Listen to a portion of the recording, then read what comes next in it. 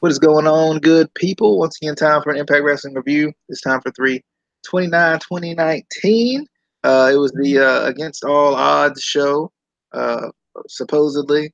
Um, Speaking of the Against All Odds show and the theme and the Impact theme pay per views, that I feel like every time they come up, we always tend to say something about them because they never make them feel like they're much of anything.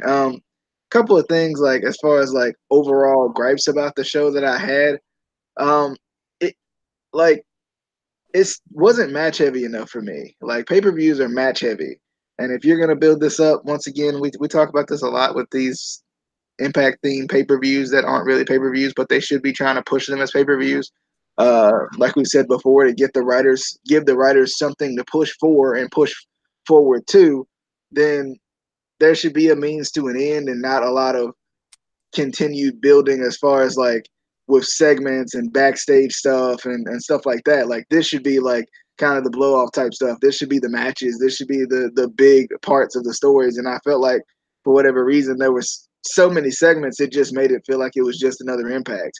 And especially the way they started the show, they had this nice, good, epic video package, and then they go back to the Impact, the regular weekly Impact theme music, which is stupid. Just change the music up with the little Against All Odds graphic, and there you go. Like I just that was one of the things that just blew my mind. It's like you got this epic thing that made this Against All Odds show feel like it was this big deal. Then you go right back to the theme music. And then there was one particular, I can't remember what it was, but there was one point in the show where like Josh Matthews came back and it just felt like it was just, oh, it's a weekly Impact. We're coming back from commercial. Like I feel like it should be so smooth that it shouldn't even feel like there was a commercial there.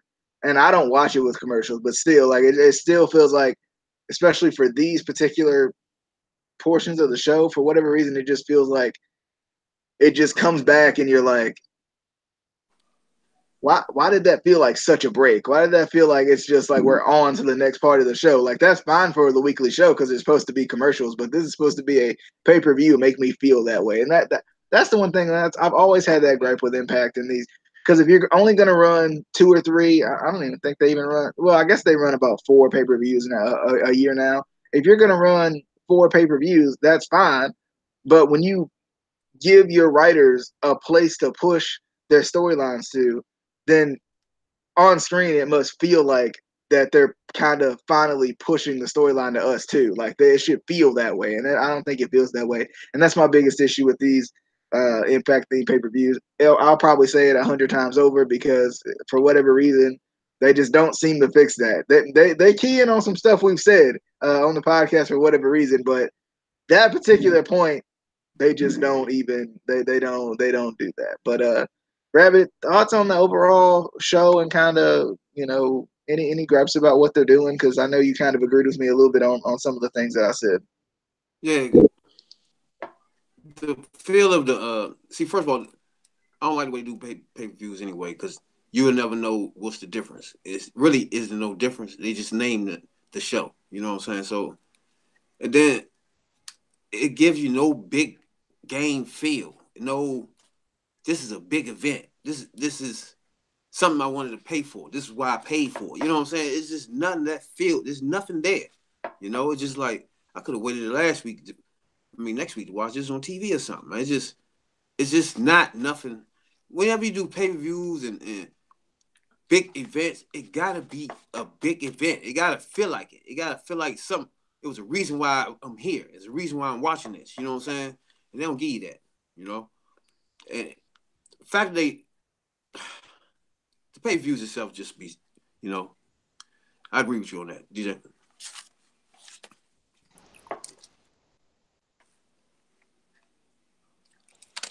Okay. Can you repeat that real quick? I missed it for whatever reason. Mine cut out for a minute. That last little bit. I was saying, I'll tell you, I agree with you were saying about the overall. It's not a big field, you know what I'm saying? Big event field. It's just not there. It never really have it there since the last regime was there. But now it's just normal show. It just have a theme. It just have a title to it. That's all. You know, DJ. Um, I'm not. Once again, I think we're gonna stick. We're gonna kind of stay away from the segments. I'm just gonna try to kind of pick out the ones that kind of stuck out to me. The opening segment I thought was really good with LAX and the Lucha Brothers. I thought that was good. Conan still saying the same stuff, but I hadn't heard in a while, so it made me kind of repeat it with him for this week. But you know, this was a good segment. I thought it was good. It felt like it was intense. There was an intensity about it. You know, them fighting through the security and all that. That was fun. It kind of had like a personal type of feel to it. Eventually, the Lucha Brothers would accept a Full Metal Mayhem challenge that Rebellion on the 28th of April. But it was a good segment. I liked it. I'm trying to think of any other segments that really creeped out to me. I love the Tessa Blanchard Gail Kim segment. That was good. That's setting up a really good match. Match is going to be really good coming up. And I love Tessa Blanchard's confidence. I think we've talked about that all the time. She's just, if not the best, one of the best, probably the best. Talking about you couldn't lace my boots. Like this, is a little thing she does, just a little mannerism she has that kind of just make her so good. They kind of reintroduced us to Sawyer Fulton, or I can't remember what they're actually calling him here, but Madman Fulton. They introduced us to him. They kind of got a new look, and I like this. The one thing I liked about this one was that it didn't make Fulton coming in feel like he was just, oh, he's the new guy, so he gets special treatment. Like he got to come in the same way we came in. We don't know necessarily behind the scenes of how OVE started, but like it made it feel like there was like an initiation type thing where he didn't come in as just, oh, he's a big guy, so forget it. Oh, he helped us out, so now he had to kind of go through the same torturing ranks that we had to go through. So I like that. Other than that, though, there weren't really any other segments, that standalone segments that stood out to me. The last segment, which was the Rosemary and Allie segment, was absolutely awful. It was so bad. That right there. Oh and like I think and I don't know, maybe this is us thinking about wrestling too logically or something again, but like this just don't entice me at all. Like I can't even watch it. Like I watched it, but I was like kind of like just scanning over because I'd already seen it on YouTube, the clips on YouTube or whatever. But I was watching the whole thing and I'm just like, this is just not good. This is just not good. It's not. It's not fun to watch. It's not believable. no. Like you stabbing Allie is gonna make her good soul come back because what? No, like it's not. It's not. It's just not. It's not resonating with me personally. It wasn't just stabbing Allie, man. They was cutting each other heads off. She cut like 12 people's heads off. She had machetes, saws. This right here was ridiculous. That right there should have never. They should have never. I don't know who thought of that, put that up there, and okayed that. That was just crazy, crazy. But the Gail Kim and man, that promo was nasty, man. Younger say, see, back in your day, y'all was doing bra and panty matches. See, see, you couldn't compete with me today. I love that, man. Man, I love Shorty. Blanche is a beast. I think her folks, her family writing her stuff for her, man. This stuff is too throwback and it's too perfect, man. I love this stuff, man. She was just burning Kim up, man. I just love this whole joint, man. When she hit her with that, y'all was doing the bra and panties in y'all era. That was funny right there, DJ. All right. And I also thought that the LAX Lucha Brothers match was going to be tonight because it's against all odds. So anyway, sorry, my bad. I just thought, against all odds meant something. No, it didn't. Okay. I'm pretty sure we started with first match on the card was Scarlet Bordeaux and Glenn Gilberti. This was another one that I was like, cool. This is Scarlet Bordeaux's debut match, and that should happen at a pay-per-view because it's a big moment. But then the way they booked it was not good to me. It's one of those things where like it was almost too sexist. It was almost throwback sexist to me.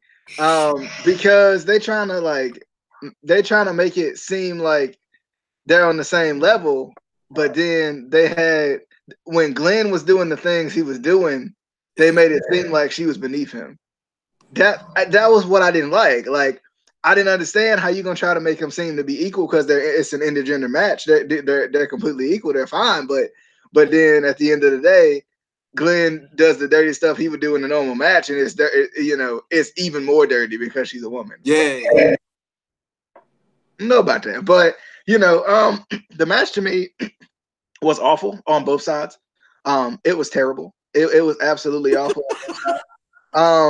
Glenn didn't look that great to me, and I think because Scarlet was matched up with Glenn, I've heard Scarlet's a good wrestler, but I think because Scarlet was matched up with Glenn, we didn't get to see her full potential at all, or half, or a quarter of her potential. I just thought she didn't look like she fit in with him very well. And it was one of those matches where it was kind of like a jobber like match, where she was trying to the underdog type thing, but it just I personally didn't like it.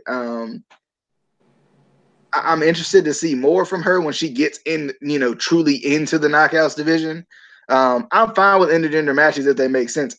This would have made more sense to me if it was Scarlet versus a new coming like heel.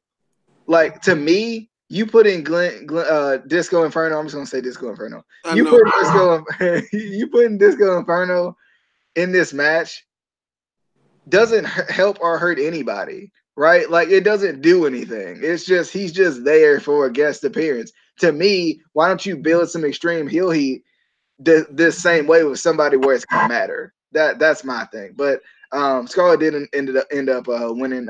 Rabbit, any thoughts on Scarlett Bordeaux versus Glenn Gilbert / Disco Inferno? Great team, man. I can remember how I used to love him, man. He used to have me laughing back in the day. But he's just, I can't really say out of shape.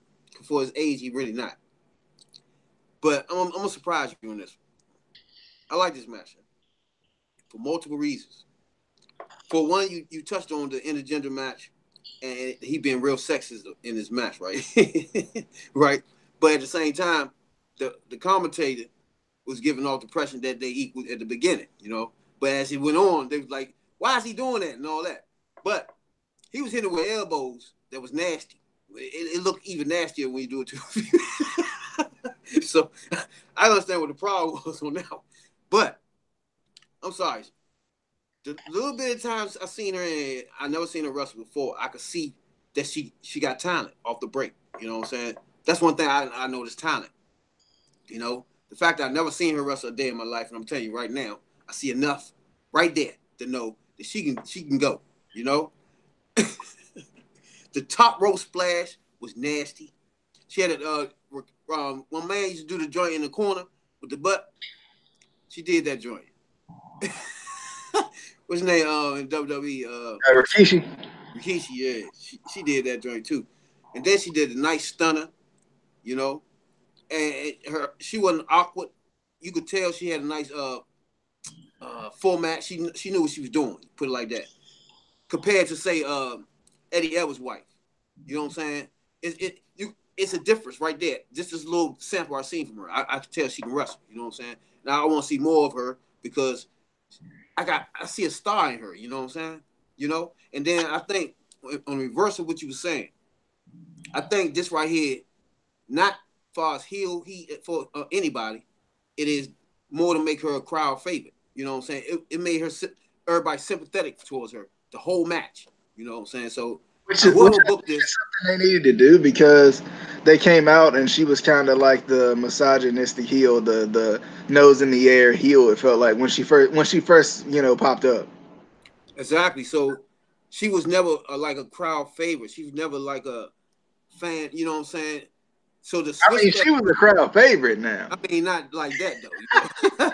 So now to be sympathetic towards her, it gives her more. You know what I'm saying? More umph as she go on into the knockouts division. DJ. Scarlett is the best Instagram follow I probably ever had ever. Is she Moving good on on. the mic? You know what I'm saying? Already. So, Yeah. You know what I'm saying? We got couple of coming soon / returns that I missed. Josh Alexander coming soon. The what asylum thing or something. I like his little his vignettes. I like them a lot. I want to see what he's gonna be. It almost like they almost make him look like the Undertaker when they like even just his face, like because they kind of show a little bit of his face and you're like, is that the Undertaker or something? Like it just looks like it for a little bit, and then like they show his whole face and you're like, okay, who is this guy? What's this guy gonna be?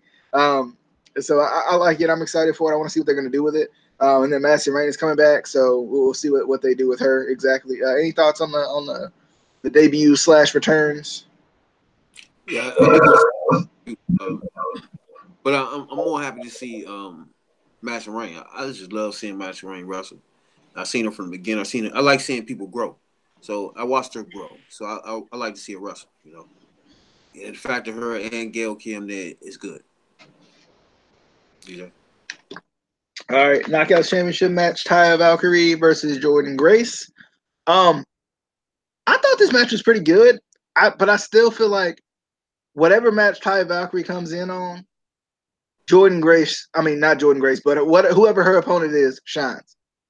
And I don't know like if that's a shot towards Taya Valkyrie or what, like or is that kind of just Taya Valkyrie's way of working, like where she makes everybody else look good at the expense of herself?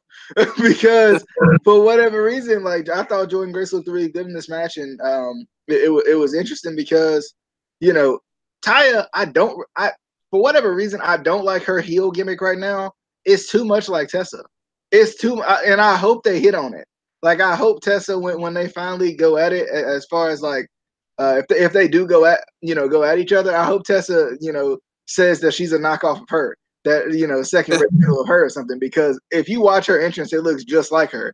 Like I want the old like Taya that walks to the ring slowly or something. Like it just looked too much like Tessa to me, and it kind of threw me off. But I thought the match wasn't too bad.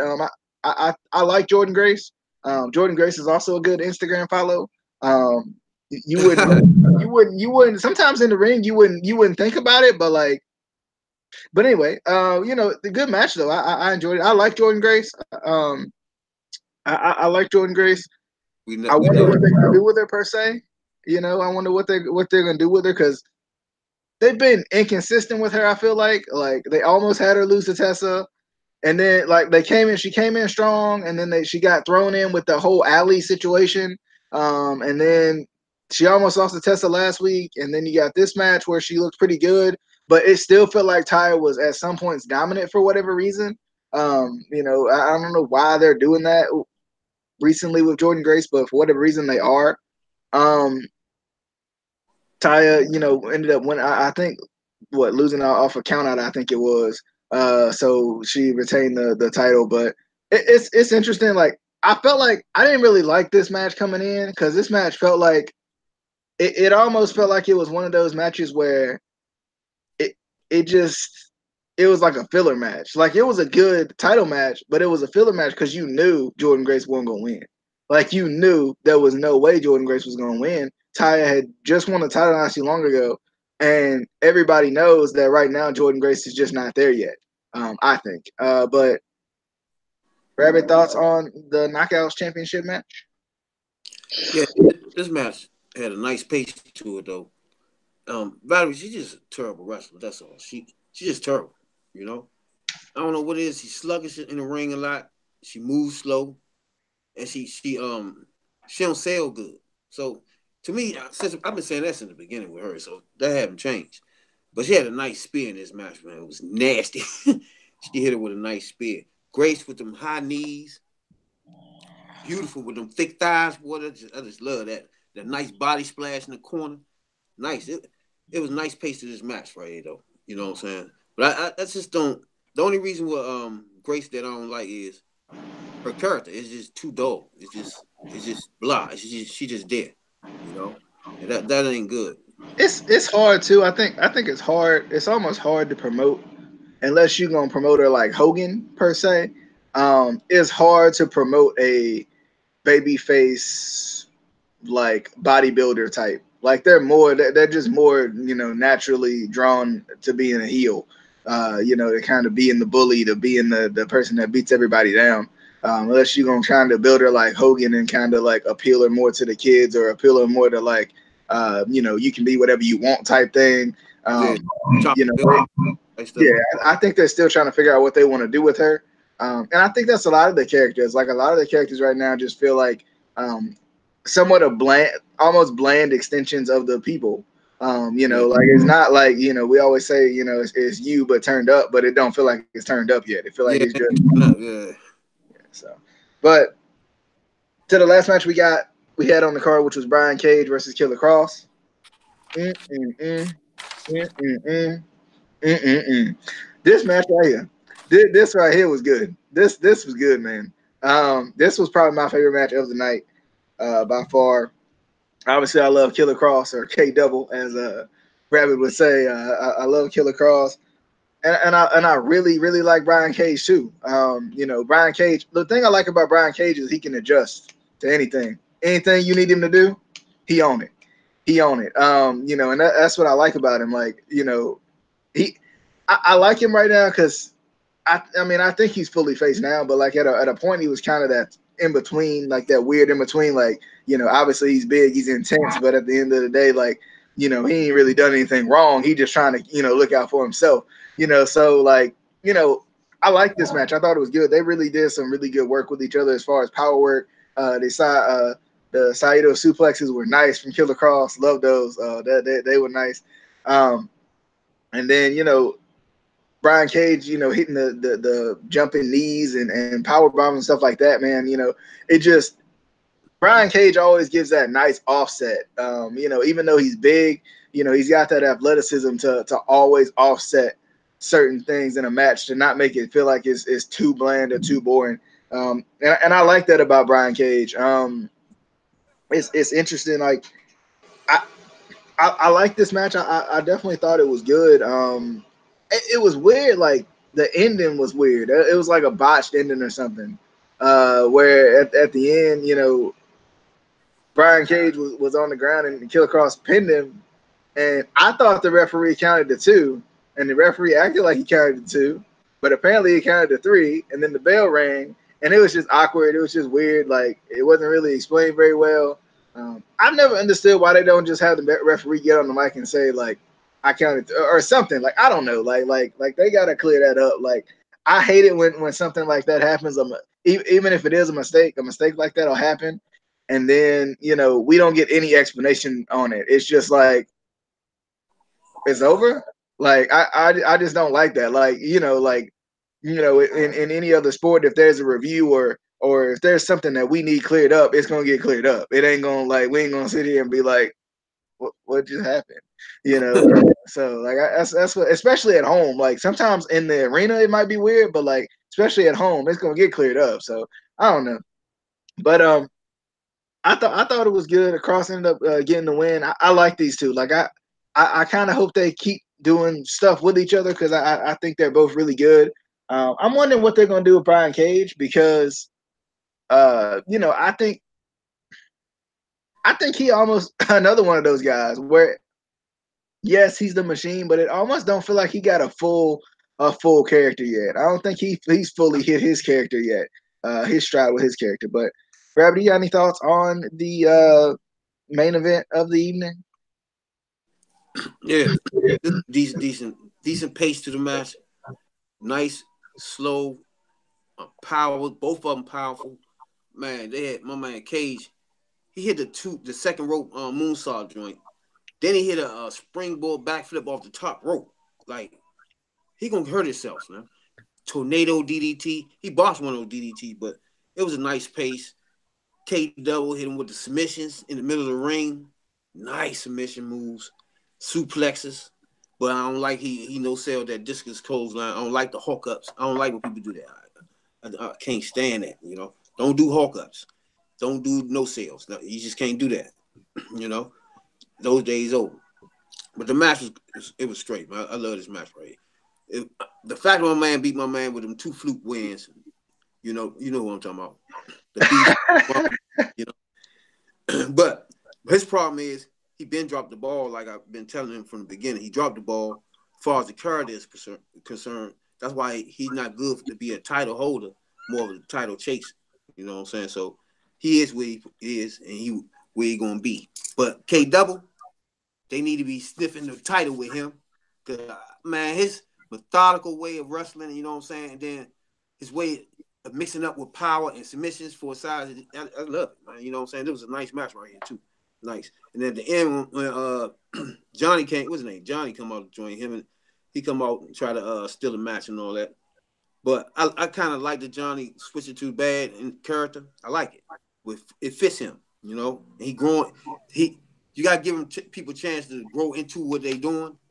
As he doing this character more and more, he growing into it, and I liking it, you know. And I like the dynamic of the two, him and his wife, because it reminds you of Macho Man a lot. You know what I'm saying? This is all I was thinking of the whole time was Macho Man and Elizabeth. Just it gives you that thought process with them too. So as they grow into it, I want to see more and more because he growing into it faster than she is. But I like both of them as a couple together doing this role. I like it. You know what I'm saying? And K Double need to be sniffing that tight. DJ. Alrighty, as we get ready to sign off, you know, it just I thought, you know, this show just there was some good things in it at times, and then there was some other things. I mean, I think we've said this consistently throughout the, you know, how we used to say it was very consistent. There was always moments to look at. I think now, like, you know, it's like there's consistently moments where you just want to be like, and then there's moments you gotta watch. You know, there's moments where you really, you know, like when they made the Killer Cross Brian Cage match, I was like, all right, I'm watching this. All right, then, okay, we got this. Jordan Grace, Taya, I was like, all right, you know, well, let's see what this is all about. So you know, like, I don't know. I guess we'll see what they're gonna do. I want some consistency personally. That's all I want. That's probably don't see Disco Inferno no more, you know. But I like that whole thing. You ain't like it, but I like that whole thing they had going on with him and her. I just like that because right in the Me Too thing going on, it just they should expand onto it and get even more. I like that part. I just wish they would have.